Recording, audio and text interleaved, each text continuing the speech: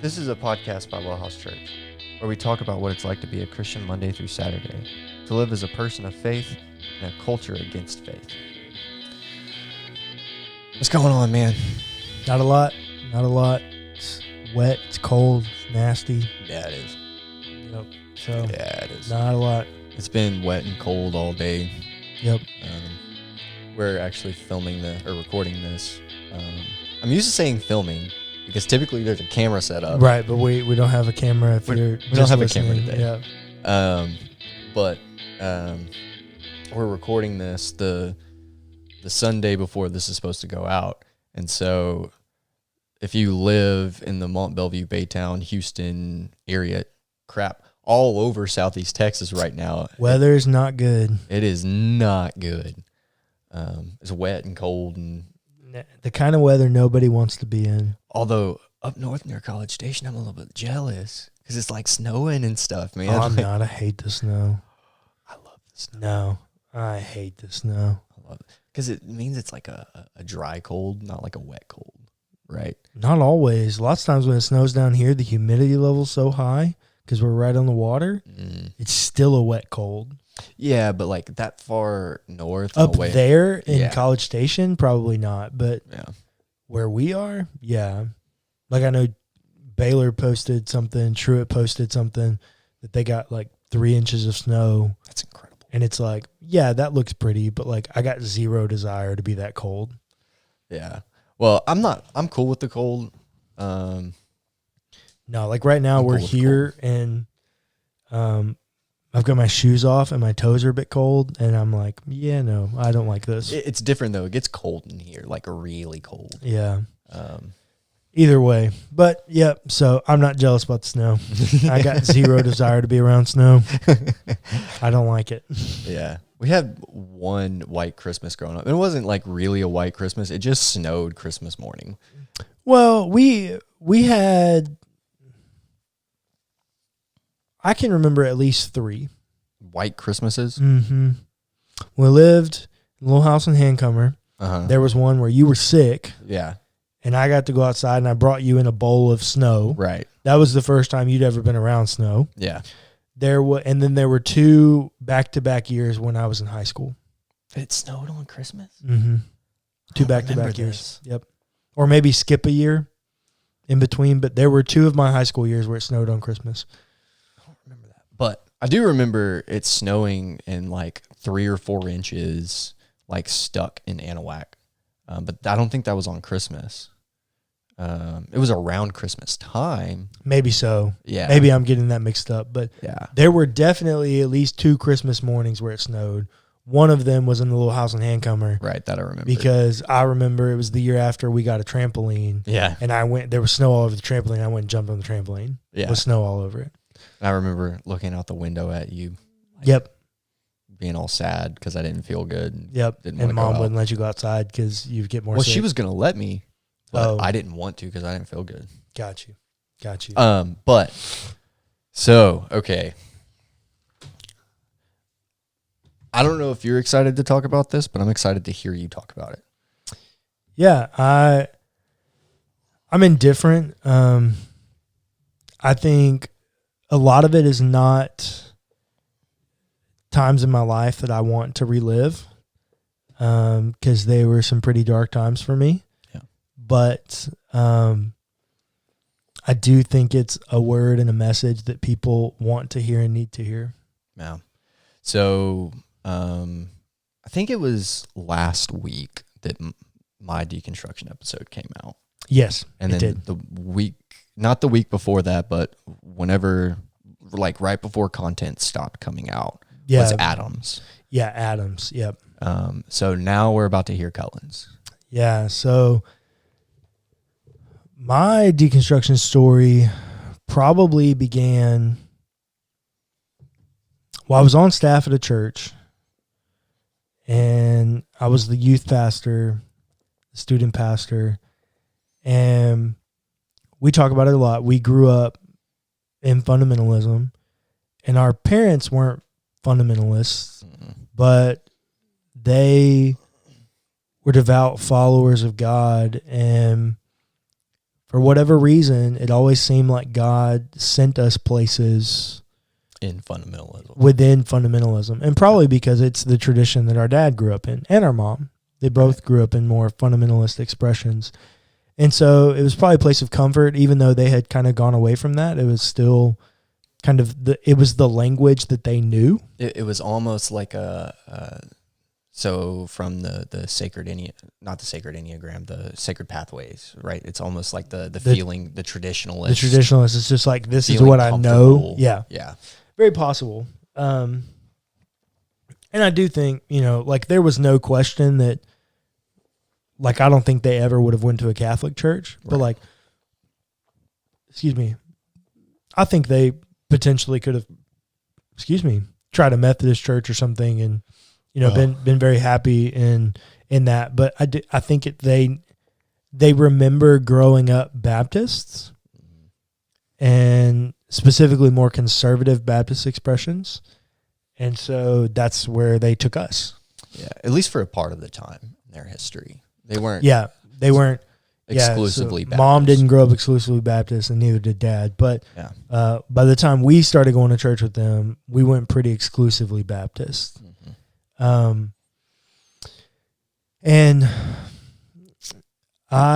So growing up in that, I tell people all the time, on your deconstruction journey, the first thing you want to do is you want to find somebody to blame. When whatever happens in your life that drives you to deconstruction, you want somebody to blame. You want to blame whoever it is that handed you your faith, or you want to blame, whoever gave you the construct you have. But you can't ever fault somebody for doing what they know. Like that's my journey and experience. You can't fault someone for doing what they know. Because I would imagine they're probably doing it better than how it was given to them. Yeah. They probably critiqued it and made it better, and they're doing the best that they can with what they have. And that's the story with our parents. But I was 15 when I got my call to the ministry, and I started preaching everywhere that would give me a pulpit, like at 15.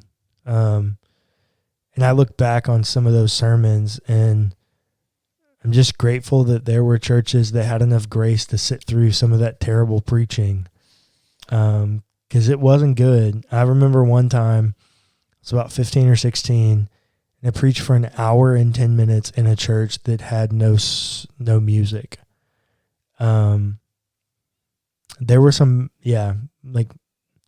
I'm glad there's grace, because I look back on some of those and go, man, those churches were mighty kind. So I do want to go ahead and say just like a word of encouragement. I don't remember exactly what the sermon was, but I remember the first sermon that you preached, thinking how amazing it was. Yeah, so you're not the only person to say that.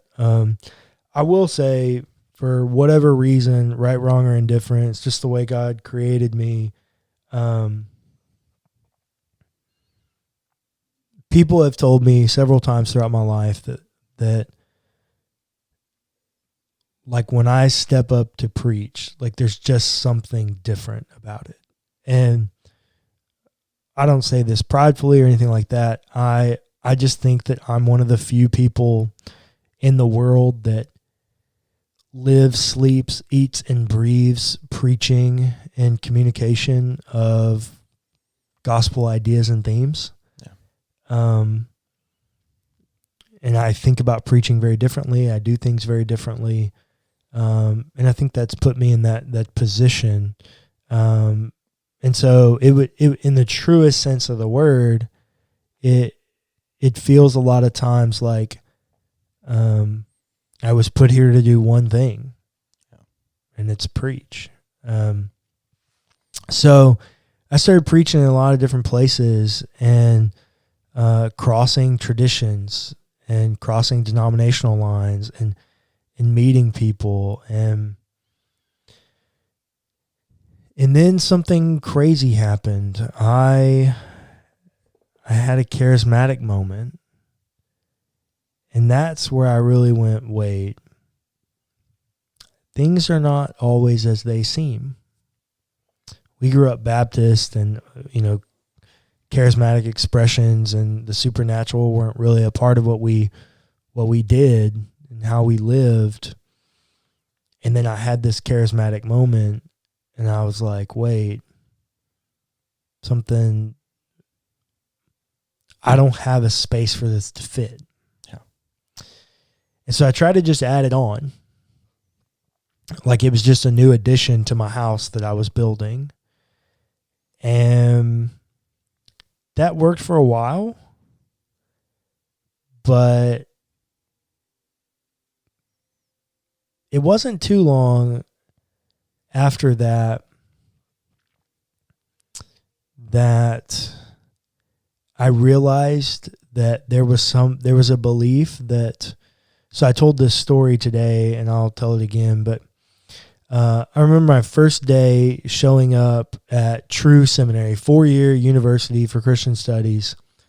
I'd done Greek and I'd done all my intro Bible classes, intro theology class. Like I'd done all those. This is my first true class in my major. That's not true. I'd taken a class on John. Sorry, I forgot. I'd taken a class on John that was in my major. But this was my first real class at my new seminary. And it was a class on Revelation. And we grew up, like I said, in fundamentalism. And so the professor walked in. It's my first class at a new school, new university. I don't know anyone. There's maybe 20 people in this class. And the professor walks right in and doesn't introduce himself, doesn't do anything. He just asks this question. It was a class on Revelation, the book of Revelation. And he walks in and he says, how many of you believe in a rapture? And my hand shot up quickly. I was like, yep, I know this one. Yep, I do. Got it. And, I'm new, so I'm not really looking around at anybody else. I'm just looking at the professor. And he sits there for a second and is looking around the classroom. And I think I just happened to be sitting in a seat where he panned the room from the other way. And I was sitting against the wall on one side of the room, the side closest to the door. And when we met eyes, he kind of stopped and looked at me for a second. And I turned and looked, and I was the only person in the room raising my hand. I bet that hand came down kind of slowly. Well, I was in shock. Yeah. I didn't know what to do. I was at a Baptist university, and here we were with a belief that I thought was essential. I thought believing in a rapture was required to be a Christian. And now I'm in this room that's people training to be pastors, and I'm the only one that believes in a rapture? The heck is going on, man? That really started to rock my world. Because growing up in church, you get an idea and you begin to learn and and then you learn what you don't know and you go, man, wait, I like that, but I don't know how it fits in what I've already built. Yeah. So let me build another house, or let me build a new room, an extension. Let me add on and hope that it still functions. Yeah. Well, it came to a place where it no longer functioned for me because I began to hear and I began to read about this God of grace.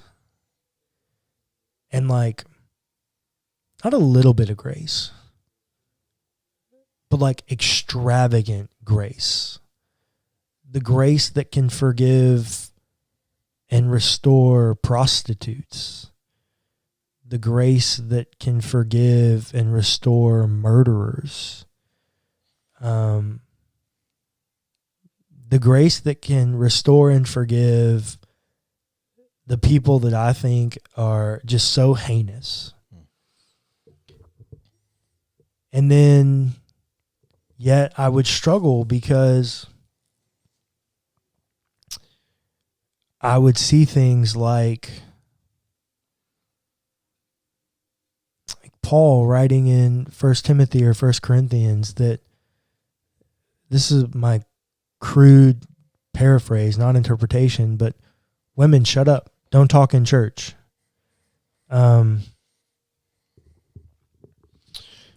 Or see, God in the Old Testament, quote unquote, tell the Israelites to go kill the Canaanites, men, women, and children. And I remember hearing and reading about this God that I'm supposed to believe is all powerful and holy. And how can a God that's holy and all powerful allow the Holocaust? How can a God that's holy and all powerful command that women and children be killed? And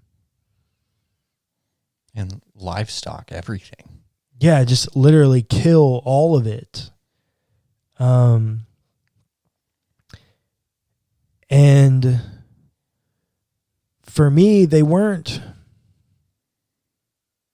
wasn't a thread that I was afraid to pull. Like, those weren't questions that I was afraid of.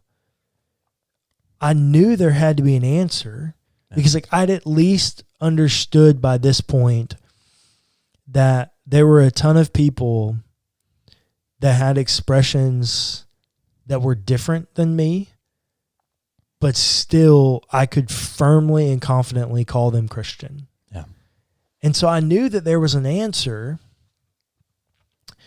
but like there were just some things that I had built, and more specifically me, and for my own expression and where I was, I think I'd built my foundation upon some things that didn't need to be foundational. Because when I got outside of our tradition in that little bubble, some people popped that foundation really quickly. For instance, I remember growing up and being taught to believe inerrancy, that there are 0 errors in the Bible. And it could have been a faulty explanation of what inerrancy was by some of the people that were trying to explain it to me.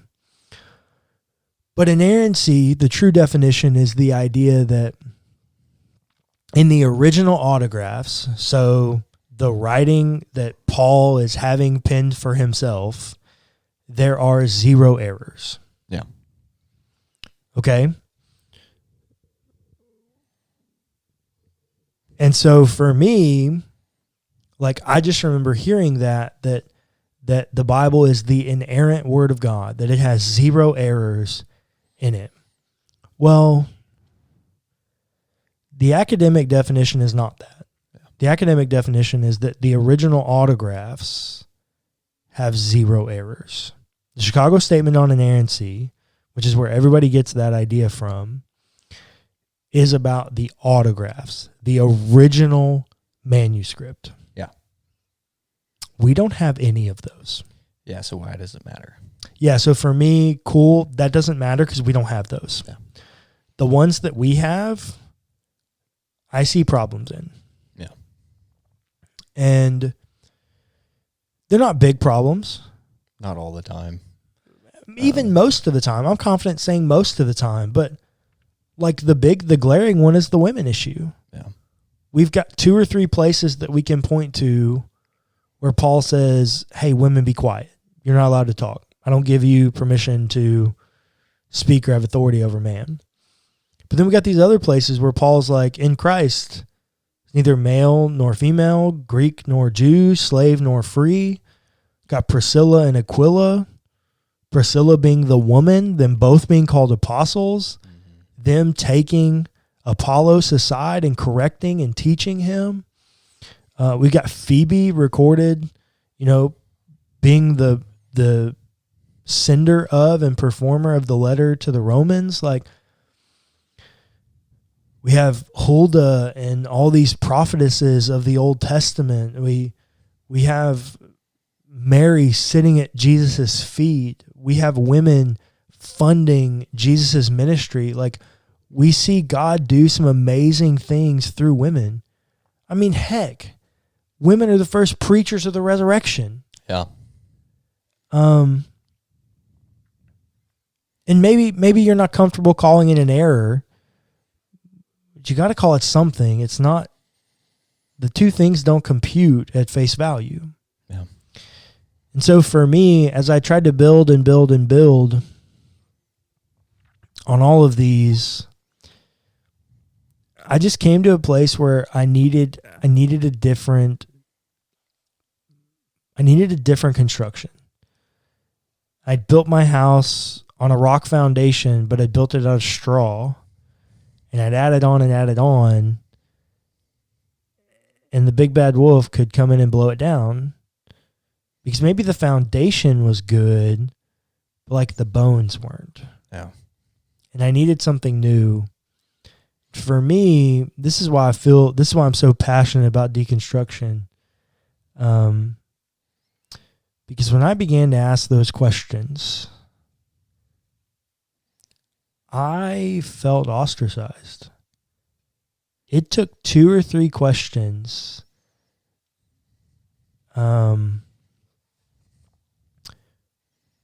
for it seemed like everyone that I ever thought was close to me in the realm of faith to put me at arm's length and really almost without even trying to understand where I was coming from, condemn the path that I was headed down. Yeah. I don't know if we've ever talked about this before or not. If we have, I don't remember. I totally feel like I was one of those people. Yeah, you mentioned it in your deconstruction episode. I think that, I don't know how, but I mentioned something about that, just like that you had people around to help you through that, and how vital that was. Yeah. Well, then I'm sure I already apologized. Yeah, you did. I appreciate that. I'm going to apologize again. I'm so sorry. Yeah, no, it happens. And look, when you're the first person in your circle to do it, it makes sense. Yeah. Well, because the ideas just seem so foreign. Yeah. And scary. Yeah, they're unknown. Yeah. And you don't know what's going to happen if you pull that thread. Yeah. Right? Like, it could come out very easily or it could unravel the entire piece of cloth. Yeah. Which, from my episode, I've pulled that thread multiple times and the entire shirt unraveled multiple times. Yeah. Well, not exactly, because like we said, you never got to the point where you doubted God. No, I guess that's true. Yeah, I got to the point where I was like ready to leave faith. Yeah. Because when I felt like I needed the community of the believers, they weren't there for me. Like they weren't there for me to be a sounding board. I had one, and his name was Ben Blackwell.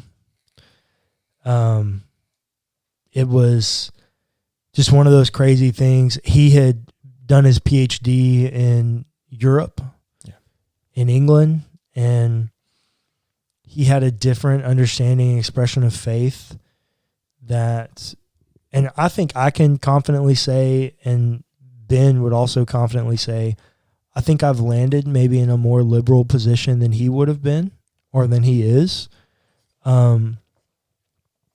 But even still, he was, I wouldn't be a Christian today without Ben Blackwell. Like, I really think I would have left the faith if not for him. Because I was on staff at a church, and as I began to have these questions, when you start to have these questions, and specifically as they begin to revolve around grace and your understanding of God, fundamentalism has a very rigid view of God and understanding of faith and expression of faith. And it just was no longer what I was seeing in the text. Now, there were some pieces of God that I couldn't reconcile yet. like the issue of, the problem of evil, genocide, those kinds of, like, I still couldn't wrestle with those. But like, I was no longer at a place where I could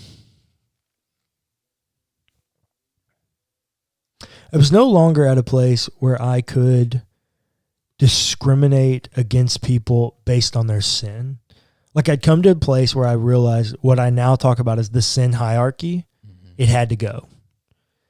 And that showed up in a way. You also got to understand, I was 21 years old, first full-time associate staff role in a very conservative, traditional Baptist church. And I put a kid on my leadership team that was openly gay.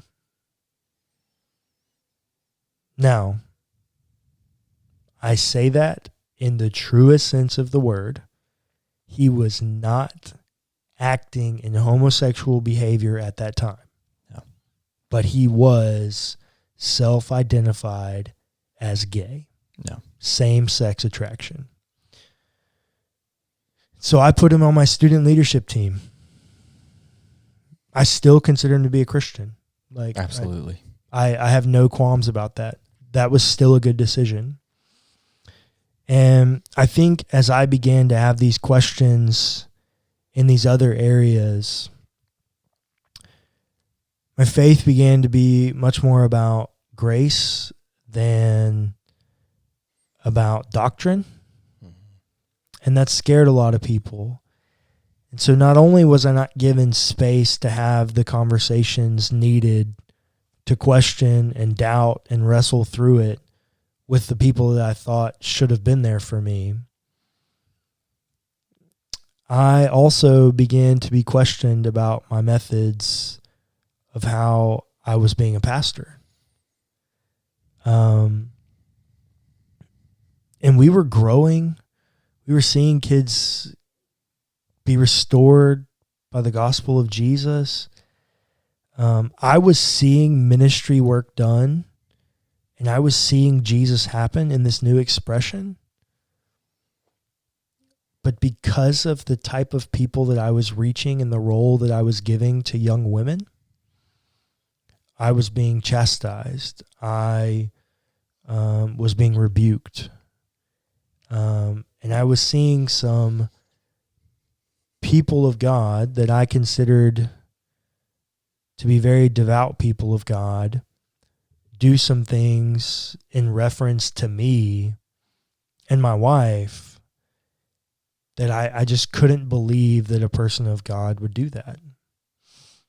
And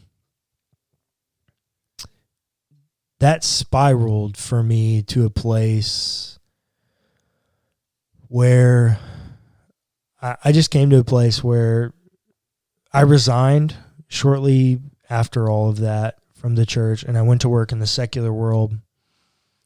And I came to a place where I was like, yeah, I'm an Enneagram 3, so I could masquerade it pretty well and pretend and perform for people. Like, I knew all the right things to say, but in my heart, I was like, I don't think God exists. But I could only stay there for so long because faith was so central to who I was. And I knew that just because the faith that I'd been given no longer worked for me, like, I knew there had to be a way to make it work. And I couldn't give up on it because I'd been trained. I knew how to find the answers. And so I went searching. And I went on the deconstruction journey all by myself.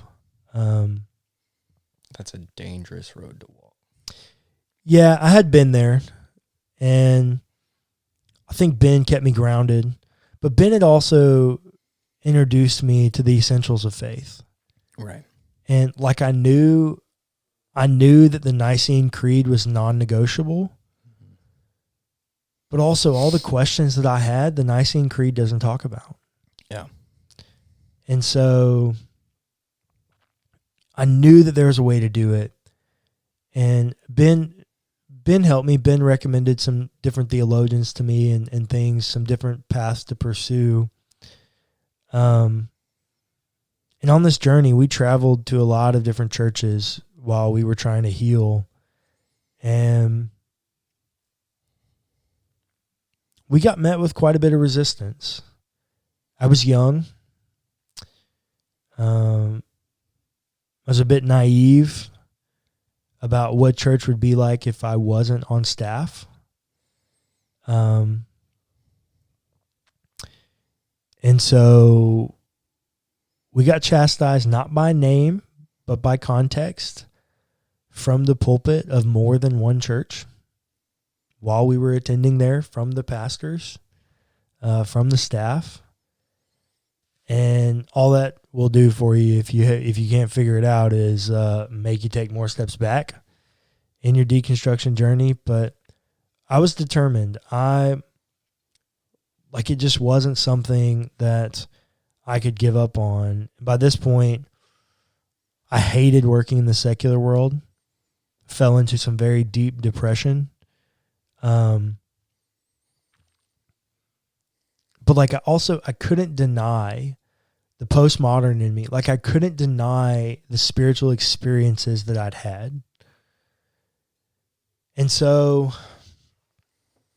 I came to a place theologically after many, many years of searching that I feel like is a healthy place for me. It's not a healthy place for everyone.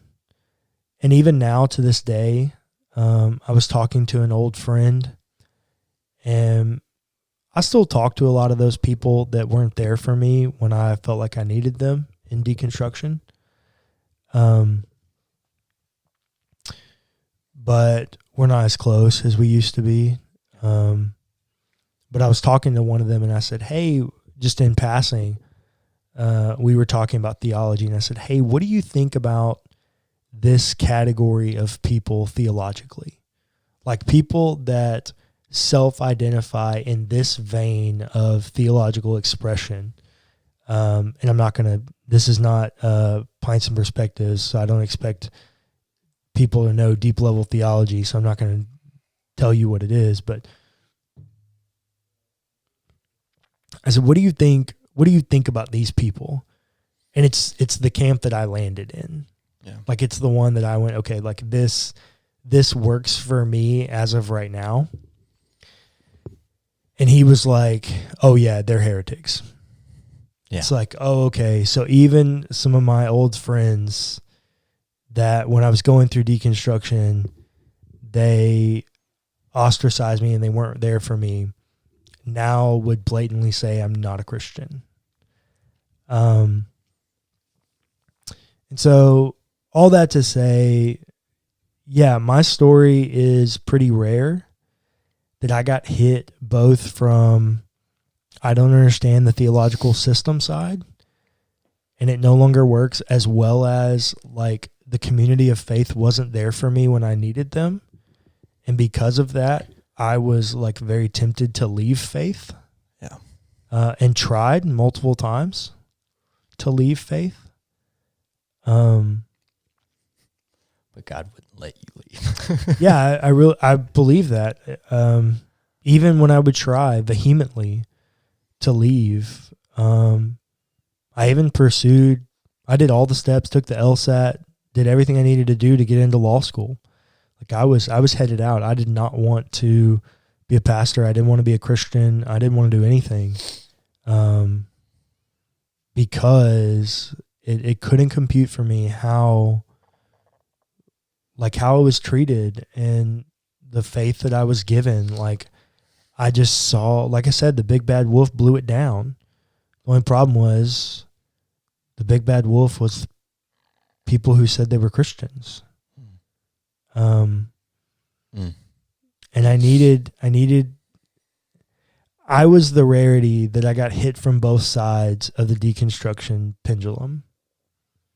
Yeah. That if you've got the theological system on one side and the way the people of God act on the other, and the pendulum swings somewhere in between, mine came crashing down on both sides, probably because of the unique position I was in as a pastor and being on staff, and specifically as a junior, a staff pastor. But I will tell you, like, for me, where I've landed, I feel like my faith is stronger than it's been maybe ever. I can definitely agree with that for you. Absolutely. When I think Adam, on his deconstruction episode, and I didn't really understand what he was saying until afterwards when I processed it, but he says that he made friends with the doubt and the darkness. I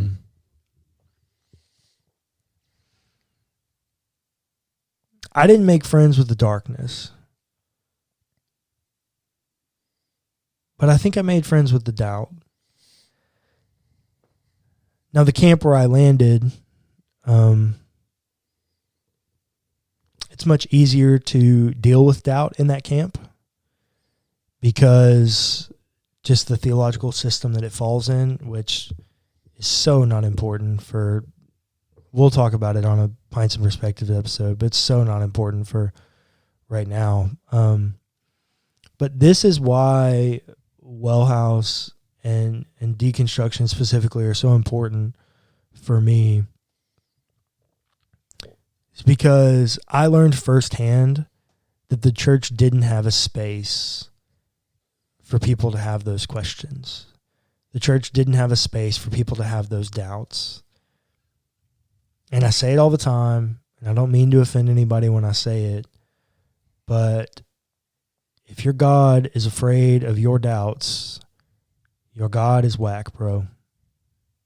Like, if your God is so small that he's afraid of your doubts, your God is whack. And it took me a long time to come to those terms. And for me, I definitely would have benefited had I had people there to help me through deconstruction. Because that's the other thing. When you're going through deconstruction, you don't really need an answer. You need somebody to listen and understand and identify. And I didn't really have that. Yeah. I had someone there who could keep me within the boundaries. Because, I very easily could have ended in like a Paul Tillich kind of like uber liberal, like God might be real. He's like, the key word for a Tillich belief is that God is the ground of being. And so God's like the author of life, but like that's the extent of God. Mm-hmm. And like Jesus is not really, like Jesus wasn't the Son of God, like not really a real person.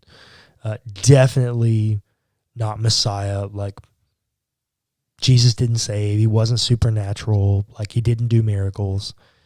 And that, like Paul Tillich masquerades as a Christian. Yeah. I don't know that I can confidently call him a Christian. Now, that's not going to say that Paul Tillich's not saved. Right? I want to make that distinction. I'm not the judge of if someone is saved. The Nicene Creed has given us a way to judge if someone is a Orthodox Christian, but I don't know about someone's salvation and their relationship with Jesus. Yeah. All I can tell you is that what Paul Tillich was putting out doesn't line up with Orthodox Christianity in my book. Yeah. And so like I could have easily ended up somewhere like that.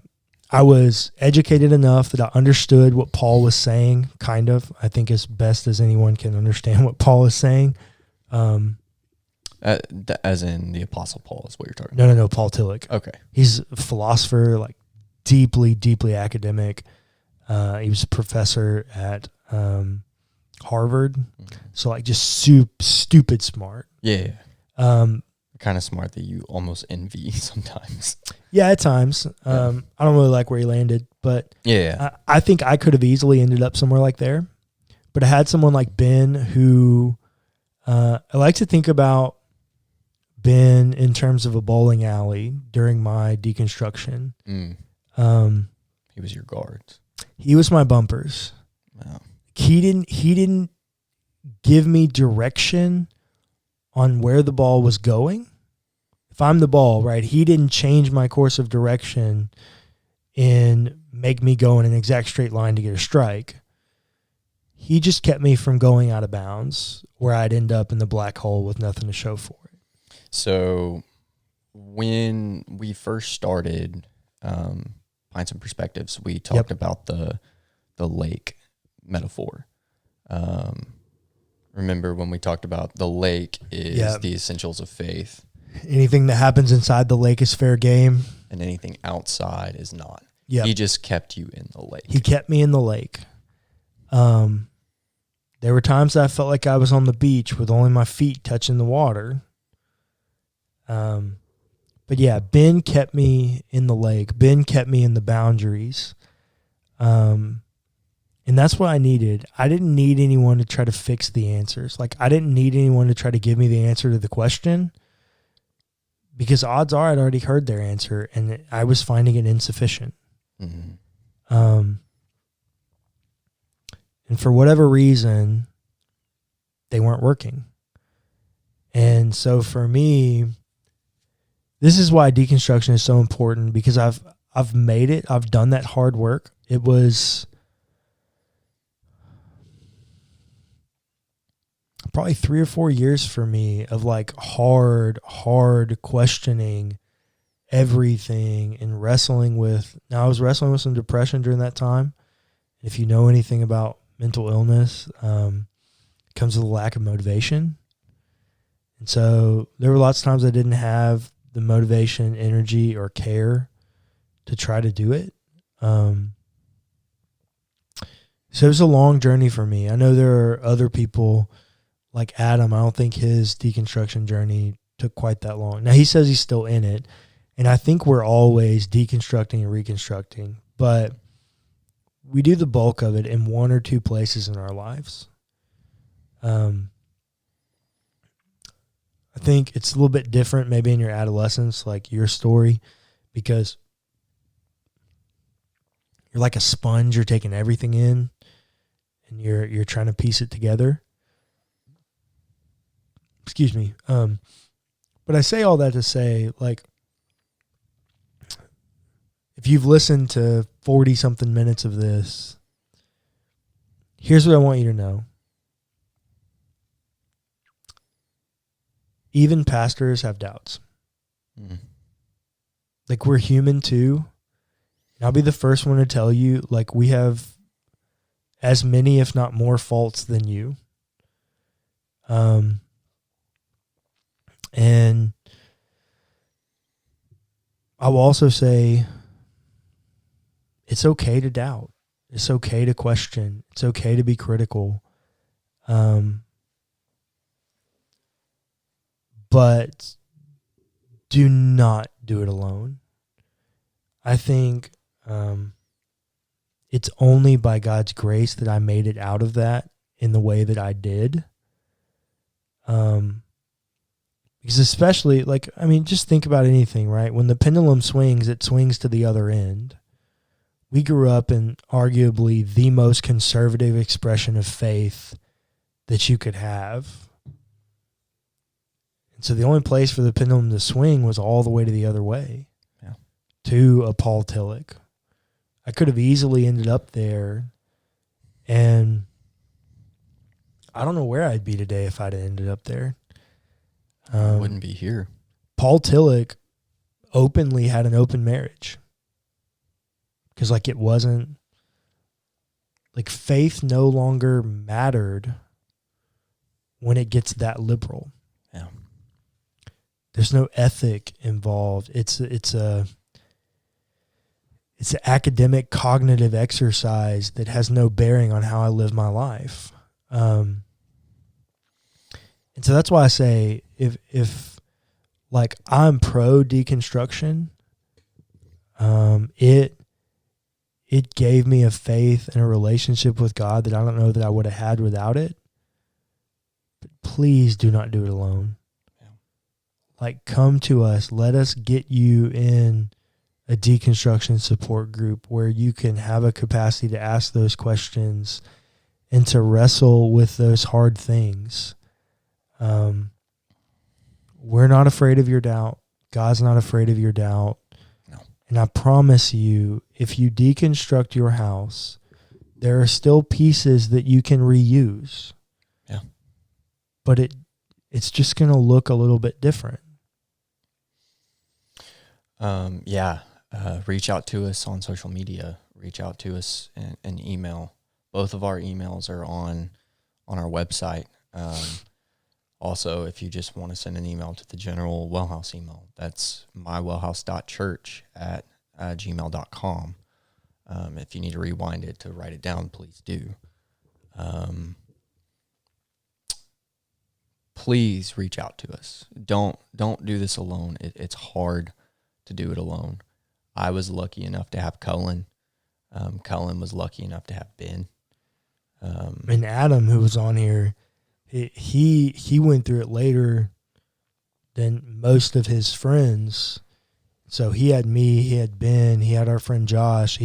Adam had a lot of people around him, ton of people at Elijah Rising. Like, I promise you this journey will be much more fruitful for you with people around you who care about you and who've been there. Yeah. I think I've done this subconsciously, because I did kind of push you away when you were going through deconstruction. Yeah. And so I think I've done this subconsciously, but lately I feel like I have been making it like a personal mission to help people through deconstruction. I'm talking to 2 people right now who are going through it. Yeah, I frequently find myself talking to people that are going through it and trying to help them. And I think I've said it 3 or 4 times now, but it was so formative for me. And while it was several years of really, really hard work, I don't know, I wouldn't change it. I'm very happy with where I've landed.